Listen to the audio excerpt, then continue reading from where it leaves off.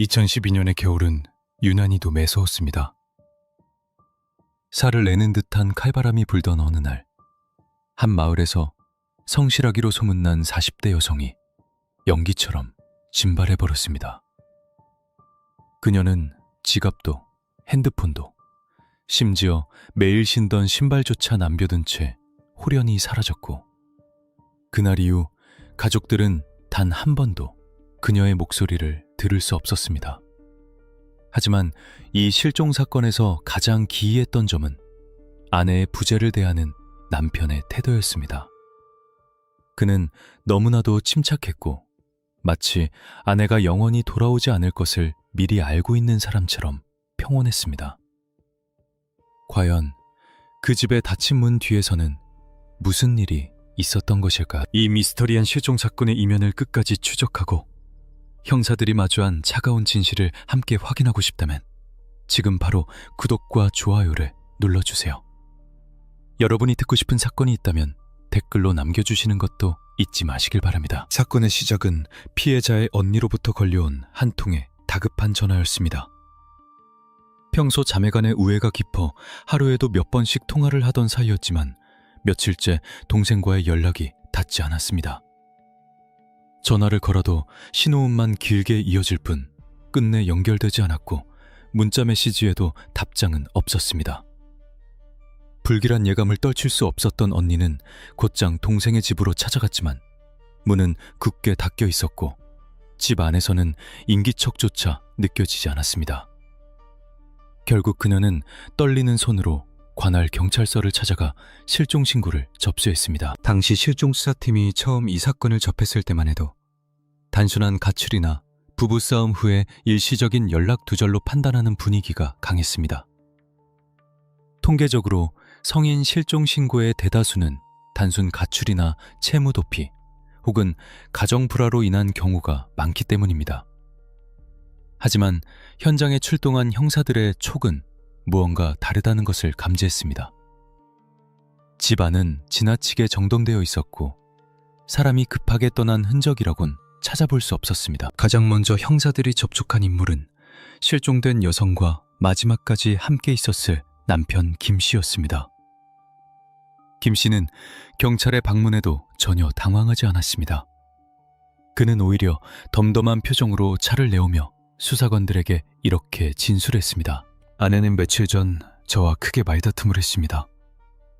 그러더니 짐을 싸서 집을 나갔습니다. 홧김에 친정이나 친구 집으로 갔겠거니 생각해서 기다리고 있었습니다. 성격이 불같아서 화가 풀리면 돌아올 줄 알았죠. 김 씨의 진술은 일견 타당해 보였습니다. 부부싸움 후에 배우자가 집을 나가는 일은 흔하니까요. 그러나 베테랑 형사의 눈에는 김 씨의 태도에서 미세한 위화감이 포착되었습니다. 아내가 며칠째 연락이 두절된 상황임에도 불구하고 남편의 얼굴에는 걱정이나 불안의 기색이 전혀 없었습니다. 오히려 그는 마치 잘 짜인 대본을 읽는 배우처럼 너무나 논리정연하고 매끄럽게 상황을 설명했습니다. 보통 배우자가 사라지면 횡설수설하거나 감정적으로 격앙되기 마련인데 김 씨는 지나칠 정도로 차분했습니다. 이를 수사용어로 감정의 부재라고 하는데 이는 종종 수사관들이 용의자를 특정할 때 중요하게 여기는 비언어적 단서 중 하나입니다. 형사들은 일단 김 씨의 동의를 얻어 집안을 둘러보았습니다. 남편의 주장대로라면 아내는 짐을 싸서 나갔어야 했습니다. 하지만 옷장을 열어본 형사들은 고개를 갸웃거렸습니다. 평소 그녀가 아끼던 외투와 가방들이 그대로 걸려 있었기 때문입니다.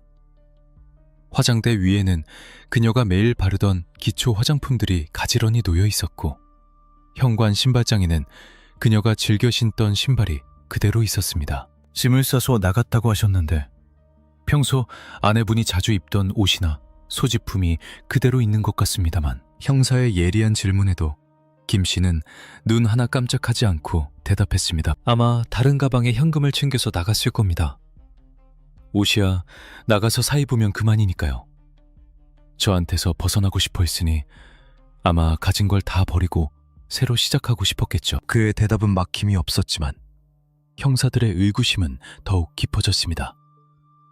형사들은 즉시 통신 수사를 위한 영장을 신청하고 아내의 생활 반응을 체크하기 시작했습니다.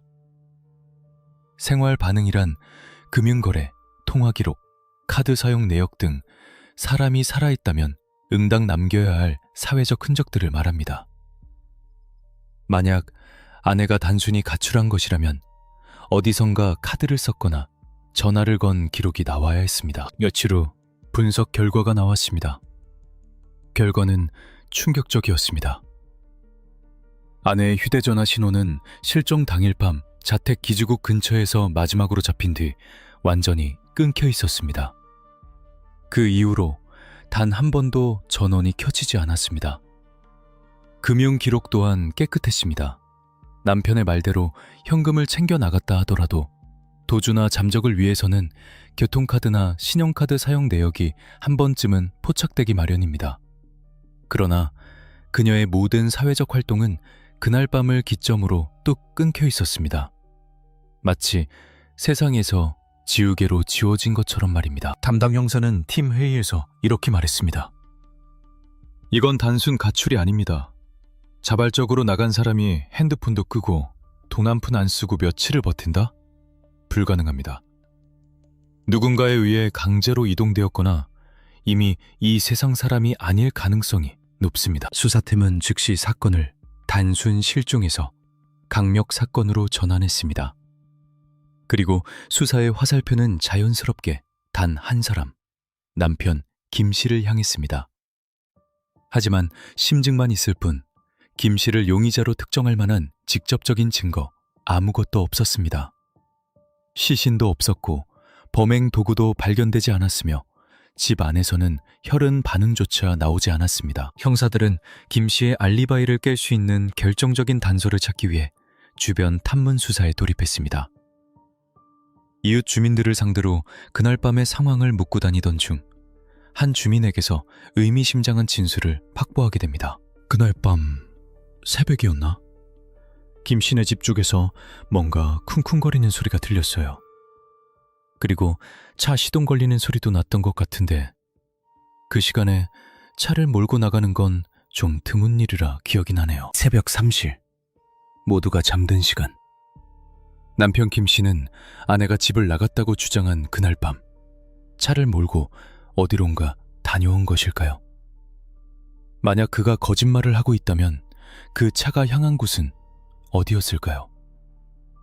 형사들은 즉시 김 씨 소유의 차량을 추적하기 시작했습니다. 그리고 그 차량의 이동 경로는 수사팀이 전혀 예상하지 못했던 아주 가까우면서도 등잔 밑이 어두운 장소를 가리키고 있었습니다. 사건은 이제 막을 올렸습니다. 완벽 범죄를 꿈꾸며 태연하게 거짓말을 늘어놓는 남편, 그리고 사라진 아내가 남긴 침묵의 메시지. 형사들은 보이지 않는 진실을 파헤치기 위해 과학 수사의 힘을 빌리기로 결정합니다. 과연 그날 밤 그 집에서는 무슨 일이 벌어졌던 것일까요?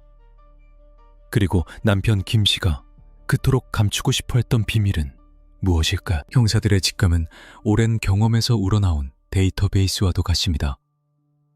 아내가 짐을 싸서 나갔다는 남편의 말과 그날 밤 차 시동 소리를 들었다는 이웃의 증언. 이 두 가지 사실은 서로 톱니바퀴가 맞물리지 않는 불협화음을 내고 있었습니다. 수사팀은 남편 김 씨를 본격적인 용의선상에 올려두고 그가 주장한 알리바이와 당시 상황을 1분 1초 단위로 검증하는 작업, 즉 팩트체크에 돌입했습니다. 가장 먼저 분석된 것은 마을 입구와 김 씨의 자택 주변을 비추고 있는 방범용 CCTV였습니다. 현대 사회에서 범죄자가 가장 피하기 어려운 눈, 바로 전자 목격자입니다. 형사들은 실종 당일과 그 다음 날 무려 48시간 분량의 영상을 초단위로 돌려보며 분석했습니다. 눈이 빠질 듯한 지루한 작업 끝에 형사들은 결정적인 장면을 확보했습니다. 실종 당일 오후, 아내는 장을 본 물건을 들고 집으로 들어가는 모습이 CCTV에 선명하게 찍혀 있었습니다. 그녀의 표정은 평소와 다름없었고 발걸음도 가벼웠습니다. 그러나 그게 마지막이었습니다. 영상을 아무리 돌려보고 배속을 늦춰봐도 아내가 다시 집 밖으로 나오는 모습은 그 어디에도 찍히지 않았습니다. 집 안으로 들어간 사람은 있는데 나온 사람은 없다. 이것은 무엇을 의미할까요? 그녀가 투명인간이 되어 벽을 통과하지 않은 이상 그녀는 아직 집 안에 있거나 혹은 CCTV가 식별할 수 없는 어떤 방법으로 집 밖으로 옮겨졌다는 뜻이 됩니다. 남편 김 씨의 아내가 짐을 싸서 걸어 나갔다는 주장은 이 영상 하나로 완벽하게 탄핵당했습니다. 수사팀은 이 사실을 토대로 김 씨의 행적을 샅샅이 뒤지기 시작했습니다. 김 씨는 당일 저녁 친구들과 술자리를 가졌다고 진술했습니다. 형사들이 해당 술집과 동석한 친구들을 상대로 확인한 결과 이는 사실이었습니다. 그는 저녁 알겁시경부터 밤 1업시까지 친구들과 술을 마셨고 대리기사를 불러 자정 무렵 귀가했습니다. 겉보기에는 완벽한 알리바이였습니다. 사건 발생 추정 시간에 그가 외부에 있었다는 것이 증명되는 듯 했기 때문입니다. 하지만 베테랑 형사들은 이 알리바이의 허점을 간파했습니다. 아내의 실종 시점은 김 씨가 귀가한 자정 이후일 가능성이 높았기 때문입니다. 술자리 알리바이는 그저 전초전에 불과했습니다. 진짜 사건은 그가 현관문을 열고 들어간 그 순간부터 시작되었을 것입니다. 더욱 결정적인 단서는 통신 수사에서 나왔습니다. 디지털 포렌식 팀이 아내의 휴대전화 로그 기록을 정밀 분석한 결과 그녀의 휴대폰 전원이 꺼진 시각은 남편이 귀가하고 약 1시간 뒤인 새벽 1시경이었습니다. 기지국 위치는 정확히 자택이었습니다. 아내가 가출을 결심하고 집을 나갔다면 이동 중에 기지국이 변경되거나 이동 동선이 그려져야 합니다. 하지만 그녀의 신호는 집 안에서 멈췄고 그 자리에서 영원히 침묵했습니다. 이 모든 정황 증거들은 단 하나의 결론을 가리키고 있었습니다. 아내는 집 밖으로 나가지 않았다. 아니, 나가지 못했다. 수사팀은 압수수색 영장을 발부받아 김 씨의 자택과 차량에 대한 정밀 감식을 진행하기로 결정했습니다. 남편이 출근한 사이 과학수사대 KCSI 요원들이 들이닥쳤습니다. 그들은 특수약품인 루미놀을 이용하여 집안 구석구석을 훑었습니다. 육안으로는 깨끗해 보이는 거실 바닥, 화장실 타일 틈새, 그리고 벽지까지. 루미놀 용액이 뿌려지고 특수 조명이 비춰지는 순간 형사들은 숨을 죽였습니다. 하지만 의외의 결과가 나왔습니다. 집 안은 너무나 깨끗했습니다. 혈흔 반응은 나오지 않았고 다툼의 흔적이나 깨진 기물도 없었습니다. 마치 누군가가 작정하고 흔적을 지운 것처럼 혹은 애초에 혈흔이 튀지 않는 방법으로 아내를 처리한 것처럼 현장은 고요했습니다. 이것은 오히려 형사들을 더욱 불안하게 만들었습니다. 우발적인 범행이라면 흔적이 남기 마련인데 이토록 깨끗하다는 것은 범인이 매우 냉정하고 치밀하게 현장을 수습했다는 방증일 수 있기 때문입니다. 수사팀장은 답답한 마음에 담배를 물며 밖으로 나왔습니다. 그때 마당 한 구석에 주차되어 있던 김 씨의 차량이 눈에 들어왔습니다. 평범한 중형 세단. 겉보기에는 세차가 잘 되어 있어 반짝거렸습니다. 차량을 뒤져봐. 형사들은 타겟을 집 내부에서 차량으로 옮겼습니다. 트렁크를 열고 바닥 매트를 드러내자 미세하지만 락스 냄새 같은 소독약 냄새가 코를 찔렀습니다. 그리고 트렁크 틈새에서 육안으로는 거의 식별 불가능한 아주 작은 흙 알갱이들이 발견되었습니다. 도심지에 사는 사람의 차에서 발견되기에는 다소 이질적인 점토질의 붉은 흙이었습니다. 더 중요한 것은 바로 차량 내부에 장착된 내비게이션과 블랙박스였습니다. 범죄자들은 흔히 블랙박스 메모리 카드를 제거하거나 포맷해버리면 증거가 사라질 것이라고 착각합니다. 김 씨의 차량 블랙박스 역시 사건 당일의 기록은 깨끗하게 지워져 있었습니다. 기계 오류로 녹화가 안 됐다는 김 씨의 변명이 미리 준비되어 있었겠죠. 하지만 그는 디지털 포렌식의 기술력을 과소평가했습니다. 삭제된 데이터는 흔적을 남깁니다. 포렌식 팀은 밤샘 작업 끝에 삭제된 블랙박스 영상의 일부가 아닌 운행 기록 데이터를 복원하는 데 성공했습니다. 영상 자체는 복구하지 못했지만 차량이 언제 시동이 걸렸고 어느 방향으로 이동했으며 어디서 멈췄는지에 대한 GPS 로그 기록이 되살아난 것입니다. 기록이 가리키는 시각은 실종 당일 새벽 3시 20분. 모두가 잠든 시간, 남편 김 씨의 차는 조용히 시동을 걸었습니다. 그리고 집에서 약 10km 떨어진 인적 드문 야산 근처 혹은 개인 소유의 농장지대로 이동했습니다. 차량은 그곳에서 약 2시간가량 정차했습니다. 새벽 3시에 나가서 5시에 돌아온 이 시간의 공백. 남편은 그 캄캄한 어둠 속에서 아무도 없는 그곳에서 무엇을 했을까요? 형사들은 지도를 펼쳤습니다. GPS가 마지막으로 가리킨 좌표. 그곳은 김 씨의 부모님이 소유하고 있는 오래된 밭과 인접한 야산이었습니다. 수사팀의 눈빛이 매섭게 빛났습니다. 새벽에 드라이브를 했다고? 삽과 자루를 싣고 가는 드라이브도 있나? 이제 모든 화살표는 그 땅을 가리키고 있었습니다. 단순 실종 사건이 치밀하게 계획된 은폐 사건으로 바뀌는 순간이었습니다. 형사들은 김 씨를 긴급 체포하기 전 확실한 물증을 잡기 위해 그가 다녀간 그 장소로 은밀하게 이동했습니다. 그날 밤 달빛조차 없는 어두운 밭 한가운데서 형사들은 땅이 부자연스럽게 다져진 흔적을 발견합니다. 주변의 흙과는 다르게 누군가가 최근에 파내고 다시 덮은 듯한 미세한 굴곡. 차가운 바람이 형사들의 옷깃을 스치고 지나갔습니다. 땅 밑에서 억울한 영혼이 소리 없는 비명을 지르고 있는 듯 했습니다. 과연 그 땅 아래에는 무엇이 묻혀 있었을까요? 그리고 남편 김 씨는 경찰의 추궁 앞에서 어떤 표정을 지을까요? 자동차는 단순한 이동수단이 아닙니다. 현대 수사기법에서 자동차는 달리는 컴퓨터이자 범죄 현장의 모든 소리와 움직임을 기억하는 거대한 저장장치입니다.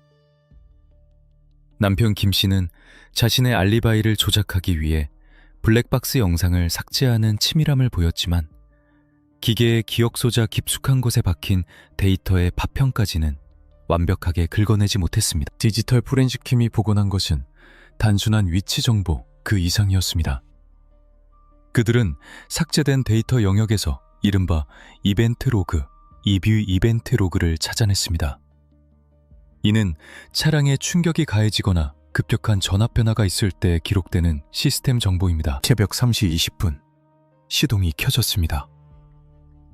새벽 3시 45분, 차량은 비포장도로의 덜컹거림을 감지했습니다. 그리고 새벽 3시 50분, 목적지에 도착한 차량의 시동이 꺼졌습니다. 하지만 결정적인 기록은 그 뒤에 있었습니다. 시동이 꺼지고 약 5분 뒤 차량의 트렁크 센서가 작동했습니다. 트렁크가 열렸다는 신호였습니다. 그리고 약 10분 뒤 다시 트렁크가 닫혔습니다. 새벽 4시에 야산. 칠흑 같은 어둠 속에서 남편은 왜 트렁크를 열어야 했을까요? 그리고 10분 동안 그가 트렁크에서 꺼내거나 혹은 집어넣은 것은 과연 무엇이었을까요? 수사팀은 이 로그 기록을 통해 그가 무거운 짐을 옮겼을 것이라고 확신했습니다. 형사들은 김 씨의 차량이 이동한 경로를 그대로 따라가 보는 현장 검증 나섰습니다.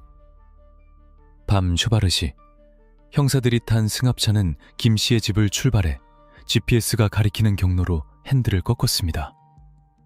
도시는 금세 멀어졌고 가로등 하나 없는 구불구불한 시골길이 나타났습니다. 차 라이트 불빛만이 유일한 광원인 으스스한 길이었습니다. 창밖으로는 검은 나무 그림자만 스쳐 지나갔습니다. 이런 길을 새벽에 혼자 온다고 꿀단지라도 숨겨놓지 않은 이상 불가능해. 운전대를 잡은 베테랑 형사가 혀를 찼습니다. 그곳은 내비게이션에도 제대로 표시되지 않는 지역 토박이가 아니면 절대 알 수 없는 좁은 농로였습니다. 그 길의 끝에는 김 씨의 부모님이 농사를 짓다가 지금은 방치해 둔 밭이 있었습니다. 인적이 완전히 끊긴, 비밀을 묻기에 더할 나위 없이 완벽한 장소였습니다. 하지만 수사팀을 더욱 전율하게 만든 것은 따로 있었습니다. 바로 범행의 계획성을 입증할 결정적인 단서가 금융수사팀에 의해 포착된 것입니다. 실종 신고가 접수되기 사흘 전, 김 씨의 신용카드 사용 내역에서 낯선 항목이 발견되었습니다. 그는 집에서 멀리 떨어진 한 철물점에 들러 쇼핑을 했습니다. 그가 구매한 물품 목록은 평범한 가정이 갑자기 살만한 물건들이 아니었습니다. 대형 고무대야, 성인 키만한 크기의 포대자루 3개, 그리고 시멘트 2포대. 집수리를 할 계획이었다면 인부들을 불렀을 것이고, 농사를 지을 생각이었다면 굳이 집에서 먼 철물점까지 갈 이유가 없었습니다. 무엇보다 그는 아내가 사라진 직후 주변 지인들에게 아내가 돌아오면 주말에 텃밭이나 가꾸러 간다는 뜬금없는 말을 흘리기도 했습니다. 이는 자신이 구매한 물건들에 대한 의심을 피하기 위해 미리 깔아둔 복선이었을 가능성이 컸습니다. 형사들의 머릿속에서 모든 퍼즐 조각이 맞춰지기 시작했습니다. 부부싸움 후 우발적으로 아내가 나간 것이 아니었습니다. 그는 며칠 전부터, 아니 어쩌면 그보다 훨씬 전부터 아내를 보내버릴 준비를 하고 있었던 것입니다. 시멘트와 포대자루, 이 성특한 조합이 의미하는 바는 명확했습니다. 그는 아내를 단순히 숨기는 것을 넘어 영원히 세상과 격리시키려 했던 것입니다. 수사팀은 마지막으로 김씨 차량의 트렁크 내부에서 채취한 미세 토양 샘플과 GPS 종착지인 밭의 흙 성분을 국립과학수사연구원 NFSAPA에 긴급 감정 의뢰했습니다. 결과는 일치였습니다. 차량 트렁크 깊숙한 곳에서 발견된 붉은 황토 입자는 그 밭의 흙과 광물학적 구성이 동일했습니다. 이제 법원은 움직일 수밖에 없었습니다. 압수수색 영장과 체포영장이 동시에 발부되었습니다. 하지만 형사들은 서두르지 않았습니다. 범인은 자신이 완벽한 알리바이를 가지고 있다고 믿고 있을 때 가장 방심하는 법입니다. 수사팀은 김 씨가 눈치채지 못하게 조용히, 하지만 확실하게 포위망을 좁혔습니다. 그리고 D-Day. 형사들은 굴삭기와 대규모 인력을 동원해 그 밭으로 향했습니다. 동이 트기 전 새벽, 차가운 공기를 가르며 굴삭기의 엔진 소리가 정적을 깼습니다. 수십 명의 경찰 인력이 폴리스 라인을 설치했고 현장에는 긴장감이 감돌았습니다. 땅을 파기 시작한 지 1시간이 지났을 무렵, 굴삭기 기사가 급하게 손을 들어 작업을 중단시켰습니다. 잠깐! 여기 흙 색깔이 다릅니다. 단단하게 굳어 있어야 할 땅이 특정 지점에서만 유독 푸석푸석했습니다. 누군가 최근에 땅을 깊게 파고 다시 메운 흔적이었습니다. 형사들은 굴삭기를 뒤로 물리고 직접 삽과 호미를 들고 조심스럽게 흙을 걷어내기 시작했습니다. 모두가 침을 꼴깍 삼키는 순간이었습니다. 흙을 걷어내자 차가운 땅 속에서 이질적인 회색 물체가 드러났습니다. 그것은 굳어버린 시멘트 덩어리였습니다. 그리고 그 시멘트 위로 밖으로 삐져더 나온 푸른색 비닐 자락이 보였습니다. 형사반장은 무전기를 들고 짧고 굵게 보고했습니다. 찾았다. 감식반 투입해. 이제 남은 건 이 모든 참혹한 진실을 만들어낸 장본인, 남편 김 씨의 가면을 벗기는 일뿐이었습니다. 과연 그는 자신의 밭에서 아내가 발견되었다는 소식을 듣고도 태어난 척 연기할 수 있을까요? 다음 편에서 본격적인 신문 과정이 공개됩니다. 범죄자의 심리가 어떻게 무너져 내리는지 그 치열한 수싸움을 보고 싶다면 구독을 유지해주세요. 차가운 형광등 불빛만이 감도는 취조실 1번 방. 그곳의 공기는 바깥 세상보다 훨씬 무겁고 건조했습니다. 남편 김 씨는 팔짱을 낀 채 맞은편에 앉은 형사를 불쾌하다는 듯이 노려보고 있었습니다. 그는 자신이 왜 이곳에 와야 하는지 도무지 이해할 수 없다는 태도로 일관했습니다. 제 아내가 가출했다고 몇 번을 말합니까? 찾으라는 사람은 안 찾고 왜 피해자인 저를 범죄자 취급하는 겁니까? 이거 인권 침해 아닙니까? 김 씨의 목소리에는 짜증과 억울함이 적절히 섞여 있었습니다. 보통 사람이 이런 상황에 처했다면 당황하거나 위축되기 마련인데 그는 오히려 형사들을 가르치려 들었습니다. 이것은 전형적인 지능형 범죄자들의 특징이기도 합니다. 자신의 논리가 완벽하다고 믿는 자만심. 그것이 그의 가장 큰 방패였습니다. 담당 형사는 김 씨의 항변을 묵묵히 듣고만 있었습니다. 그가 흥분을 가라앉힐 때까지 기다린 형사는 테이블 위에 종이 한 장을 천천히 올려놓았습니다. 그것은 디지털 포렌식 팀이 복원한 김 씨의 차량 운행 기록 지도였습니다. 붉은색 선으로 표시된 이동 경로는 김 씨의 자택에서 출발해 인적이 등은 그 밭으로 이어져 있었습니다. 김 선생님, 아내가 집을 나갔다던 그날 새벽 1시 20분. 잠도 안 주무시고 여기는 왜 가셨습니까? 왕복 2시간 거리인데 설마 새벽 공기가 좋아서 드라이브 가신 건 아니겠죠? 김 씨의 시선이 지도에 꽂혔습니다. 찰나의 순간 그의 눈동자가 미세하게 흔들렸지만 그는 이내 평정을 되찾고 준비된 답변을 내놓았습니다. 그날요? 아내랑 싸우고 나서 화가 나서 잠이 안 오더군요. 답답해서 바람도 쓸 겸 두모님 밭에 좀 다녀왔습니다. 농사 지을 때 쓸 비료도 좀 옮겨놓을 겸 해서요. 내 차 타고 내가 내 땅에 갔는데 그게 죄가 됩니까? 형사는 헛웃음을 지으며 다시 다른 서류를 꺼냈습니다. 이번에는 철물점 영수증 4번이었습니다. 비료를 옮기셨군요. 그런데 이 영수증에는 비료가 없네요. 대신 시멘트 2포대, 대형 고무통, 그리고 사람 하나는 거뜬히 들어갈 만한 포대자루를 사셨습니다. 새벽 시시에 밭에 가서 시멘트 공사를 하신 겁니까? 김 씨의 얼굴이 조금씩 굳어지기 시작했습니다. 그는 침을 한번 꿀꺽 삼키더니 다시금 논리를 재정비했습니다. 집 베란다에 물이 새서 보수 공사를 하려고 샀습니다. 밭에 가져다 둔 건 나중에 창고 지을 때 쓰려고 미리 가져다 놓은 거고요. 형사님, 지금 소설 쓰십니까? 제가 그 시멘트로 아내라도 묻었다고 생각하시는 겁니까? 증거 있습니까? 김 씨는 오히려 형사를 몰아세웠습니다. 그는 알고 있었습니다. 경찰이 자신을 체포하려면 시신이라는 결정적인 증거가 있어야 한다는 것을요. 시신 없는 살인사건은 법정에서 유죄를 입증하기가 매우 까다롭습니다. 그는 자신이 그 밭, 그 깊은 곳에 묻어둔 비밀이 절대 들키지 않을 것이라고 확신하고 있었습니다. 그가 파놓은 구덩이는 깊었고 그 위에 덮은 흙은 단단했으니까요. 취조실 밖의 상황은 긴박하게 돌아가고 있었습니다. 유리병 너머에서 이 신문을 지켜보던 수사팀장은 무전기를 꽉 쥐고 있었습니다. 현장에 나간 발굴킴으로부터 소식이 오기만을 기다리고 있었던 것입니다. 김 씨가 저렇게 뻔뻔하게 거짓말을 늘어놓을 수 있는 이유는 단 하나. 우리가 아직 그것을 찾지 못했다고 믿기 때문입니다. 그때 형사의 이어폰으로 무전 소리가 치지직거리며 들려왔습니다. 팀장님, 여기 현장입니다. 시멘트 구조물 파쇄했습니다. 안에 확인했습니다. 여성 시신입니다. 옷차림, 실종 당시와 일치합니다. 정사의 입가에 서늘한 미소가 번졌습니다.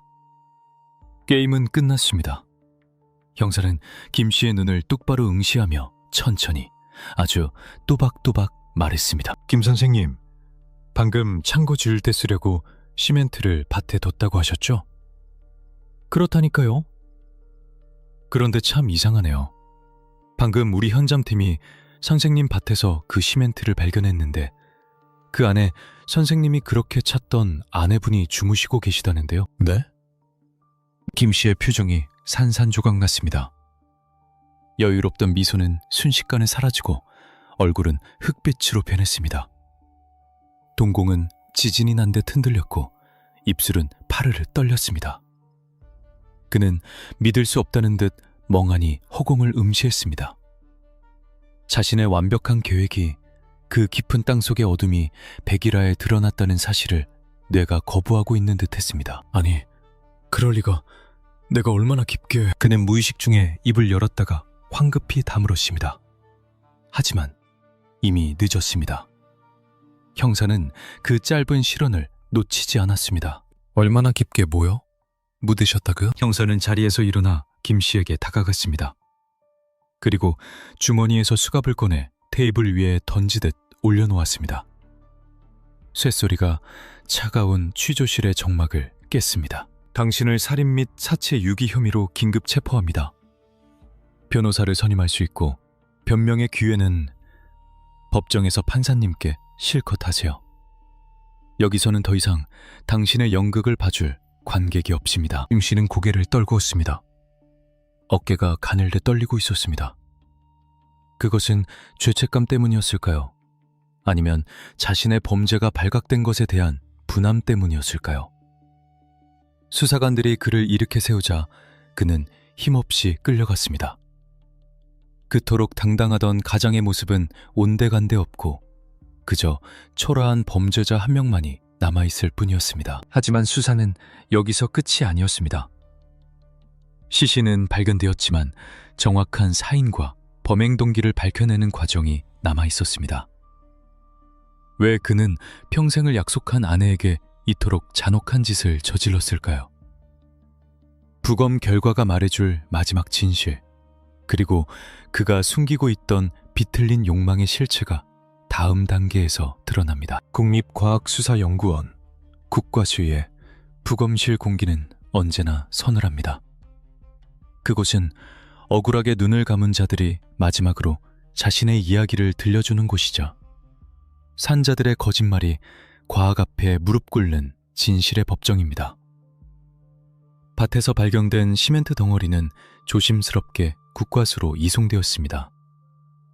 딱딱하게 굳어버린 회색 벽 안에 갇힌 피해자를 꺼내는 작업은 그 자체로 또 하나의 고통스러운 수사 과정이었습니다. 법의관들은 정밀 절단기를 이용해 시멘트를 아주 조심스럽게 걷어냈습니다. 마침내 드러난 피해자의 모습은 참혹했습니다. 하지만 아이러니하게도 범인이 완전 범죄를 위해 사용했던 시멘트와 밀봉된 포대자루가 시신의 부패를 지연시키는 역할을 했습니다. 덕분에 법의관들은 사망 시점과 사인을 규명할 수 있는 결정적인 단서들을 확보할 수 있었습니다. 첫 번째로 밝혀진 것은 사인이었습니다.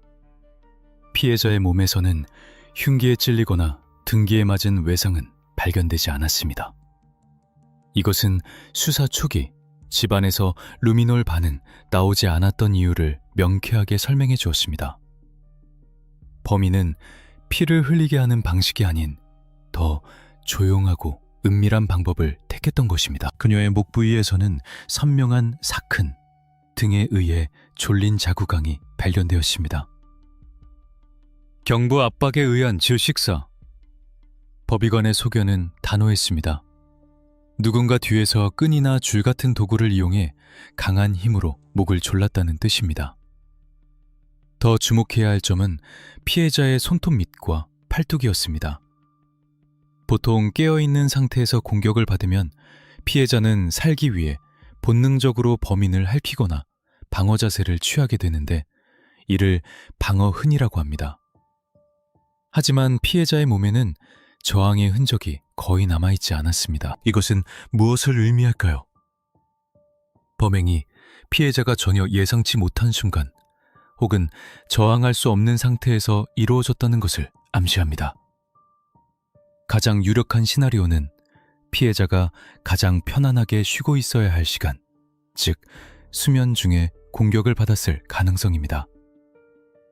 믿었던 남편이 자신이 잠든 사이에 등 뒤에서 끈을 조여올 것이라고는 상상조차 하지 못했을 것입니다. 부검 결과가 나오자 경찰은 김 씨를 다시 압박했습니다. 김 씨는 체포 직후 부부싸움을 하다가 홧김에 밀쳤는데 아내가 넘어지면서 머리를 찧어 숨졌다. 너무 무서워서 유기했다 라고 주장하며 과실치사를 노리고 있었습니다. 우발적인 사고였다고 주장하면 형량이 훨씬 줄어들기 때문입니다. 하지만 과학은 거짓말을 용납하지 않았습니다. 형사는 부검 감정서를 김씨 앞에 던지다시피 내려놓았습니다. 김씨, 소설 그만 쓰시죠. 머리를 찧어? 두개골은 멀쩡한데 목에는 끈자국이 선명해. 자고 있는 아내 목을 끈으로 조르는 게 실수입니까? 이건 명백한 고의이자 계획된 처형입니다. 과학적 증거 앞에 김 씨의 우발적 범죄 주장은 산산조각 났습니다. 더 이상 빠져나갈 구멍이 없음을 직감한 그는 마침내 입을 닫고 깊은 침묵에 빠졌습니다. 그렇다면 도대체 왜였을까요? 수사팀은 범행의 동기를 찾기 위해 김 씨의 금융 기록과 사생활을 현미경 들여다보듯 파헤쳤습니다. 그리고 그 과정에서 전형적이지만 그래서 더 추악한 범죄의 뿌리가 드러났습니다. 첫 번째 키워드는 돈이었습니다. 김 씨는 겉보기에는 평범한 직장인이었지만 실상은 과도한 주식 투자 실패와 도박으로 인해 감당할 수 없는 빚더미에 올라앉아 있었습니다. 집으로 날아오는 독촉장들을 숨기기에 급급했던 그는 아내가 알뜰하게 모은 적금마저 몰래 해지해 탕진한 상태였습니다. 이 사실이 아내에게 발각될 위기에 처하자 그는 극단적인 선택지를 떠올린 것으로 보였습니다. 수사팀이 확인한 바에 따르면 사건 발생 불과 한 달 전, 김 씨는 아내 명의의 생명보험 조건을 변경했습니다. 수령인은 당연히 본인, 김 씨였습니다. 아내가 사라지면 빚을 갚고도 남을 거액의 보험금이 그의 손에 들어올 구조였습니다. 두 번째 키워드는 여자였습니다. 디지털 포렌식 팀이 복구한 김 씨의 휴대전화에서는 낯선 여성과의 통화 기록과 메시지가 쏟아져 나왔습니다. 그는 내연녀에게 곧 이혼할 거다, 장애물이 곧 사라질 거다 라는 식의 메시지를 보냈습니다. 아내의 존재를 장애물로 인식하고 있었다는 소름 끼치는 증거였습니다.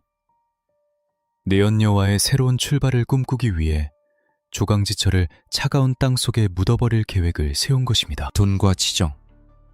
이 진부하고도 강력한 두 가지 욕망이 결합하자 한 가정의 가전은 괴물이 되었습니다. 그는 철물점에서 시멘트를 사고 밭을 미리 답사하고 아내가 잠들기만을 기다렸습니다. 그 모든 과정이 우발적이 아니라 철저하게 계산된 행동이었음이 드러났습니다. 하지만 수사에는 아직 마지막 퍼즐 한 조각이 비어 있었습니다. 범행 도구였습니다. 아내의 목을 졸랐던 그 끈, 그리고 시신을 옮길 때 사용했던 도구들. 김 씨는 시신은 묻었지만 범행에 쓴 도구들은 어딘가에 따로 버렸다고 진술했습니다. 증거물 확보는 재판에서 유죄를 확정짓는데 매우 중요합니다. 형사들은 김 씨가 자백한 유기장소, 국도변의 한 쓰레기 매립장을 뒤지기 시작했습니다. 악취가 진동하는 쓰레기 더미 속에서 형사들은 며칠을 꼬박 보내야 했습니다. 이것은 단순한 수사가 아니라 억울하게 죽은 피해자의 원혼을 달래기 위한 집념의 과정이었습니다. 과연 형사들은 범행 도구를 찾아내 김 씨의 죄를 완벽하게 입증할 수 있을까요? 그리고 법의 심판대에 선 김 씨는 과연 어떤 최후를 맞이하게 될까요? 차가운 시멘트 속에 갇혔던 진실은 이제 모두 세상 밖으로 나왔습니다. 남은 것은 죄에 합당한 벌을 내리는 일뿐입니다. 범인은 잡았지만 수사는 아직 마침표를 찍지 못했습니다.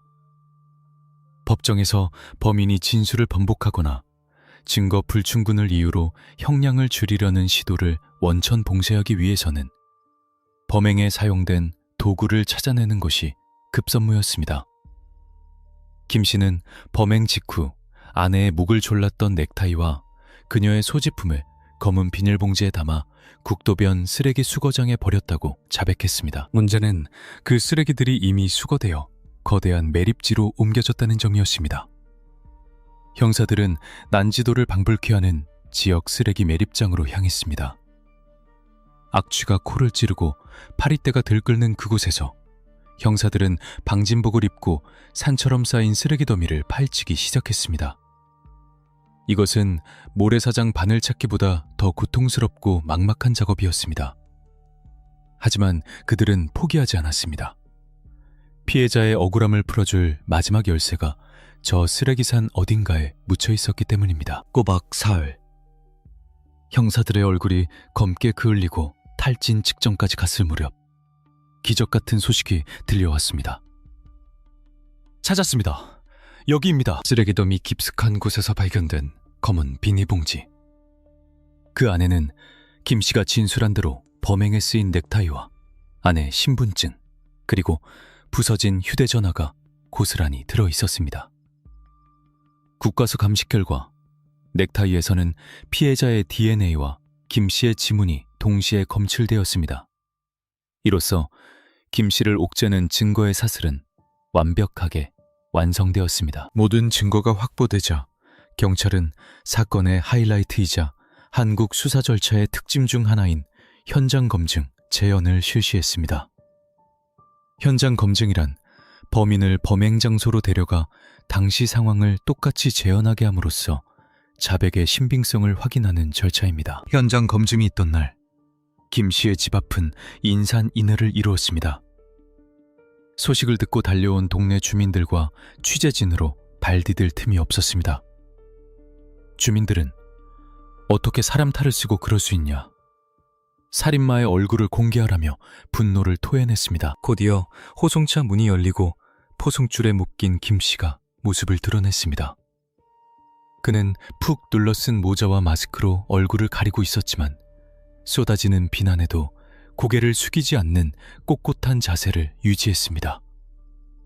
형사들의 손에 이끌려 집 안으로 들어간 그는 마네킹을 상대로 그날 밤의 끔찍한 일을 태연하게 재현하기 시작했습니다. 경찰이 촬영한 현장 검증 영상 속 김 씨의 모습은 악마 그 자체였습니다.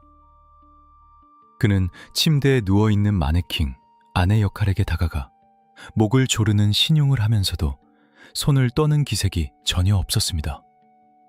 오히려 형사가 그때 끈을 어떻게 잡았나 라고 묻자 이렇게 잡는 게 아니라 한 번 꼬아서 잡았다 라며 범행 동작을 정정해주는 여유까지 보였습니다. 이를 지켜보던 베테랑 형사들조차 혀를 내두를 정도의 냉혈함이었습니다. 이어지는 장소는 시신을 유기한 밭이었습니다. 김 씨는 무거운 마네킹을 차 트렁크에 싣고 밭으로 이동해 구덩이를 파고 시멘트를 붓는 과정을 기계처럼 반복했습니다. 구덩이를 1m 정도 팠습니다. 그래야 냄새가 안 올라오니까요. 그는 마치 남의 일을 사명하듯 건조한 목소리로 말했습니다. 그가 구덩이를 파는 신용을 할 때 폴리스라인 밖에서 지켜보던 피해자의 유가족들은 오열하다가 실신하기도 했습니다. 가장 사랑했던 가족이 차가운 시멘트 속에 갇혀있던 그 시간을 떠올리며 가족들의 가슴은 무너져 내렸습니다. 현장 검증을 통해 밝혀진 그날 밤의 타임라인은 이렇습니다. 사건 당일 밤, 김 씨는 아내에게 수면제를 탄 음료수를 건넸습니다. 아무런 의심 없이 그것을 마신 아내는 깊은 잠에 빠져들었습니다. 아내가 저항할 수 없는 상태가 되자 김 씨는 미리 준비한 넥타이로 아내의 숨을 거두었습니다. 그 후 그는 집안 화장실에서 시신을 포대자루에 담아 밀봉했습니다. 가장 충격적인 것은 그 다음 행동이었습니다. 그는 시신을 차 트렁크에 실어둔 채 다시 방으로 돌아와 태연하게 잠을 청했습니다. 그리고 모두가 잠든 새벽 3시, 알람 소리에 맞춰 일어나 차를 몰고 밭으로 향했습니다. 그는 어둠 속에서 혼자 흙을 파고 물과 시멘트 가루를 섞어 반죽을 만들었습니다. 시신 위에 차가운 시멘트를 들이붓고 흙을 덮어 평평하게 다지기까지. 그 모든 과정은 한치의 망설임도 없이 치밀하게 진행되었습니다. 그가 흘린 땀은 노동의 땀이 아니라 자신의 안위를 위해 타인의 생명을 지워버리는 탐욕의 땀이었습니다. 모든 작업을 마친 그는 집으로 돌아와 샤워를 하고 아침에 일어나 평소처럼 출근 준비를 했습니다. 그리고 며칠 뒤 경찰서에 가서 아내가 집을 나갔다며 실종 신고를 하는 연기를 펼친 것입니다. 현장 검증이 끝나고 다시 호송차에 오르던 순간 한 기자가 그에게 물었습니다. 지금 심정이 어떻습니까? 아내에게 미안하지 않습니까? 김 씨는 잠시 멈칫하더니 마스크 속에서 작게 우물거렸습니다. 죄송합니다. 하지만 그 목소리에는 진정한 참회보다는 상황을 빨리 모면하고 싶어하는 귀찮음이 묻어 있었습니다. 이제 모든 진실이 밝혀졌습니다. 범인, 증거, 범행 동기, 그리고 시신까지. 남은 것은 법의 엄중한 심판뿐이었습니다. 하지만 재판 과정에서 김 씨는 또 한 번 사람들을 경악하게 만드는 주장을 펼치기 시작합니다.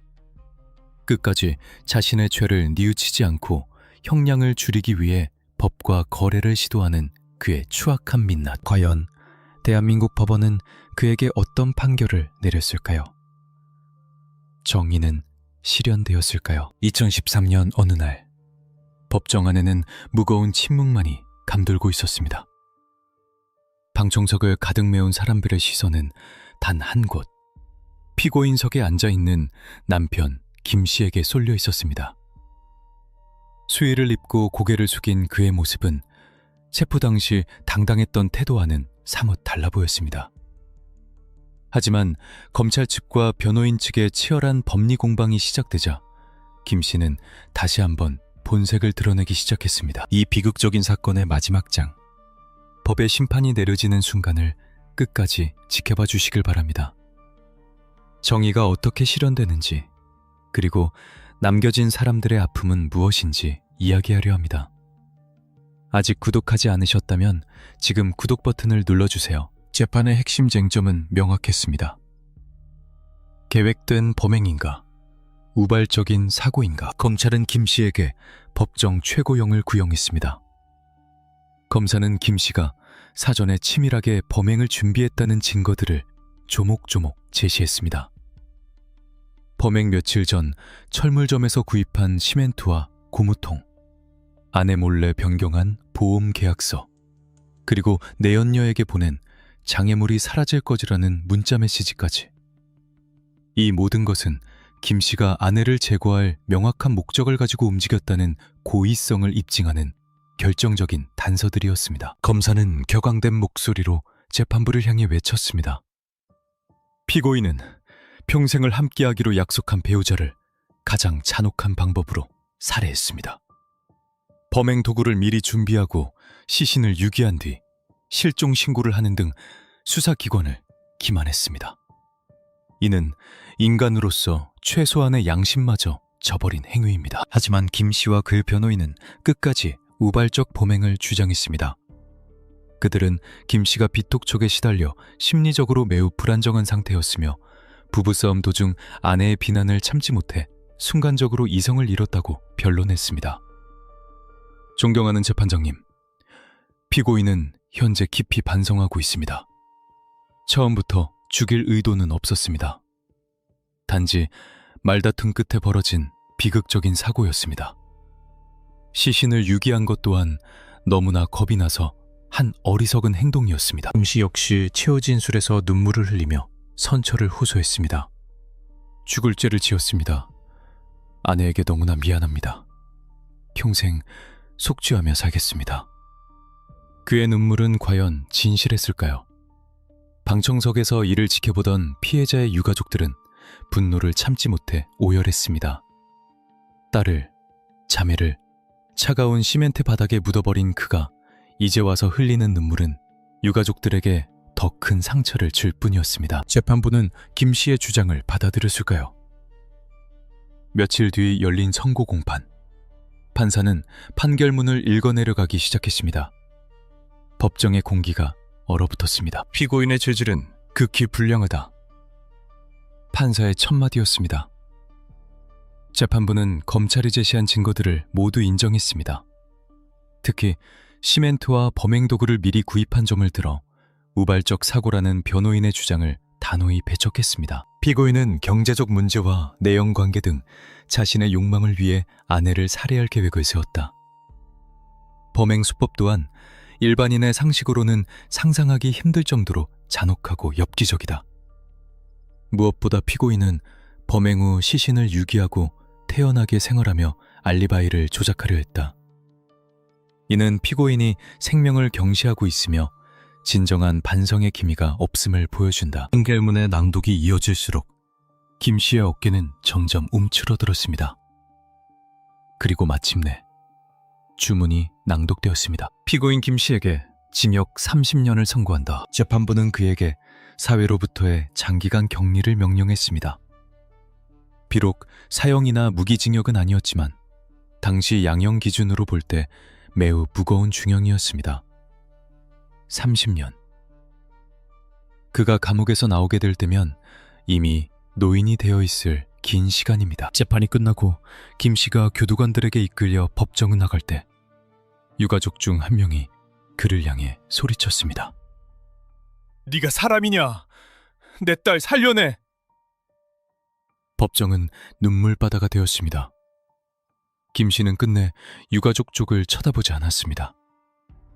그가 남긴 것은 차가운 시멘트 덩어리와 평생 지울 수 없는 가족들의 상처뿐이었습니다. 이 사건은 우리 사회에 큰 충격을 주었습니다. 가장 안전해야 할 집이, 가장 믿어야 할 가족이 공포의 대상으로 변할 수 있다는 사실은 많은 사람을 전율케 했습니다. 남편 김 씨는 완전 범죄를 꿈꾸며 아내를 땅속 깊이 묻었지만 진실은 결코 덮어질 수 없었습니다. 현대 과학 수사의 끈질긴 추적과 형사들의 집념이 만들어낸 결과였습니다. 수사팀장은 사건 종결 후 인터뷰에서 이렇게 말했습니다. 범인은 시멘트로 덮으면 모든 게 끝날 줄 알았겠죠. 하지만 억울한 죽음은 반드시 흔적을 남깁니다. 땅은 거짓말을 하지 않습니다. 우리는 이 사건을 통해 무엇을 기억해야 할까요? 욕망의 눈이 멀어 인간성을 상실한 한 남자의 파멸? 아니면 과학 수사의 승리? 물론 그것들도 중요합니다. 하지만 무엇보다 우리가 잊지 말아야 할 것은 억울하게 희생된 피해자입니다.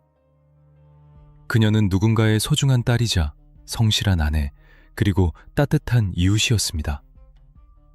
그녀의 삶이 비극적으로 마감된 것에 대해 깊은 애도를 표합니다. 오늘의 사건 파일, 내 집 뒷마당의 비밀은 여기까지입니다. 완벽한 범죄는 없다는 사실을 다시 한번 확인한 시간이었습니다. 여러분은 이 사건을 보며 어떤 생각이 드셨나요? 김 씨가 받은 형량은 적절하다고 생각하시나요? 여러분의 의견을 댓글로 자유롭게 남겨주세요. 다음 시간에도 대한민국을 뒤흔들었던 미스터리하고 충격적인 사건 파일을 들고 찾아오겠습니다. 범죄 없는 세상을 꿈꾸며 끝까지 진실을 추적하겠습니다. 재판장의 의사봉이 3번 내리쳐지며 김 씨에게 징역 30년이라는 중형이 선고되었습니다. 차가운 수갑을 차고 법정을 빠져나가던 그의 뒷모습을 끝으로 세간을 떠들썩하게 했던 시멘트 안매장 사건은 법적으로 종결되었습니다. 이제 그는 차가운 감옥의 독방에서 30번의 겨울을 맞이해야 합니다. 그가 세상 밖으로 나올 때쯤이면 그는 백발이 성성한 노인이 되어 있을 것입니다. 하지만 수사 기록을 덮으며 우리는 이 사건이 남긴 씁쓸한 뒷맛과 무거운 질문들을 곱씹어보지 않을 수 없습니다. 사건은 해결되었고 범인은 잡혔지만 이것이 진정한 끝이라고 말할 수 있을까요? 오늘 마지막 시간에는 이 사건이 우리 사회에 던진 충격적인 메시지와 수사 과정에서 우리가 놓치지 말아야 할 결정적인 교훈들을 정리해보고자 합니다. 첫 번째로 주목해야 할 것은 가면 쓴 악마의 실체입니다. 김 씨는 우리 주변에서 흔히 볼 수 있는 평범한 이웃이었습니다. 직장에서는 성실한 과장이었고 동네에서는 예의 바른 남편으로 통했습니다. 그러나 그 평범함의 가면 뒤에는 끔찍한 탐욕과 비정함이 도사리고 있었습니다. 프로파일러들은 김 씨와 같은 유형의 범죄자를 가리켜 상황 통제적 살인마라고 분석합니다. 그는 사이코패스처럼 살인 그 자체를 즐긴 것은 아니었지만 자신의 안위와 경제적 이득을 위해서라면 가장 가까운 사람의 생명조차 가차없이 제거할 수 있는 극단적 이기주의를 보여주었습니다. 그가 아내를 살해하고 시신을 유기한 뒤 보여준 행동들은 인간의 이중성을 적나라하게 보여줍니다. 아내를 차가운 땅속에 묻고 돌아온 그날 아침, 그는 아무 일도 없었다는 듯 샤워를 하고 밥을 먹고 출근을 했습니다. 심지어 실종 신고를 하며 경찰 앞에서 거짓 눈물을 흘리는 연기력까지 선보였습니다. 어쩌면 그에게 아내는 반려자가 아니라 자신의 새로운 인생을 위해 치워버려야 할 장애물에 불과했던 것일지도 모릅니다. 이토록 차가운 이성이 범죄에 사용될 때 얼마나 끔찍한 결과를 초래하는지 이 사건은 우리에게 뼈아픈 교훈을 남겼습니다. 두 번째는 과학 수사의 승리입니다. 만약 이 사건이 10년, 20년 전에 일어났다면 미제 사건으로 남았을지도 모릅니다. 시신 없는 살인 사건은 범죄 입증이 매우 까다롭기 때문입니다. 하지만 2012년의 대한민국 경찰은 달랐습니다. 김 씨는 자신의 알리바이를 위해 블랙박스 영상을 삭제하고 시신을 깊은 땅속에 숨기고 시멘트로 덮어버리는 치밀함을 보였지만 현대 과학의 눈을 피할 수는 없었습니다. 삭제된 데이터 속에서 복원해낸 GPS 로그 기록, 차량 트렁크 틈새에 끼어있던 미세한 흑입자, 그리고 눈에 보이지 않는 혈흔을 찾아내는 루미놀 반응까지. 이 모든 증거들은 말이 없는 피해자를 대신해 웅변했습니다. 범인은 바로 저 사람이다 라고 말입니다. 특히 김 씨가 범행 도구를 구입한 신용카드 내역과 금융거래 기록을 찾아낸 것은 단순 실종을 강력사건으로 전환하는 결정적인 스모킹건이었습니다.